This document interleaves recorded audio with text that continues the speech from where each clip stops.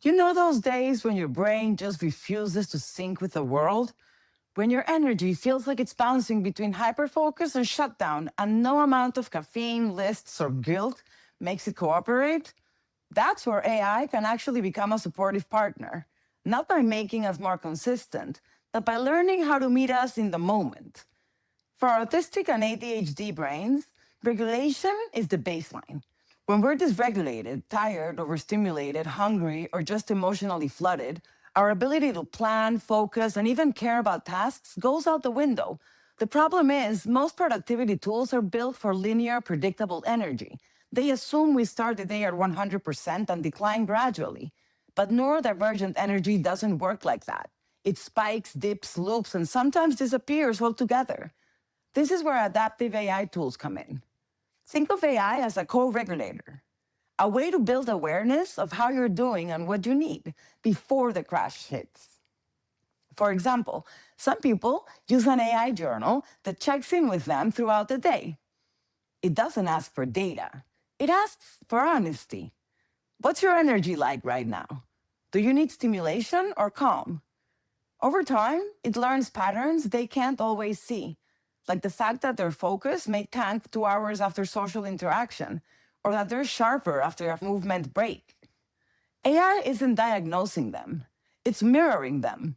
It's the same way some of us use heart rate monitors or step counters, but for mental energy and sensory load. With the right structure, it can help identify trends, like how music helps regulate overstimulation, or how working in silence improves focus after meetings. These micro insights become a map back to regulation. Another layer is using AI to pace transitions. Instead of being told to take a break, we can use an AI assistant that watches for prolonged inactivity and gently suggests a reset, not a productivity reminder, a nervous system one. It could say, "You've been at this for 42 minutes, want to stretch?" Or "Your typing slowed down. Maybe pause?" Those small nudges can prevent full blown burnout moments. They can remind us to shift before we crash. The beauty of adaptive AI is that it doesn't shame you for inconsistency, it plans with it. We can tell it, "Today I have 20% energy," and it'll help reorder tasks or chunk them into micro steps that match our bandwidth. If I'm overstimulated, it might prioritize quiet, low social tasks. If I'm restless, it may cue the high energy stuff first. That level of self attunement can take years to build. Now it can also be assistive.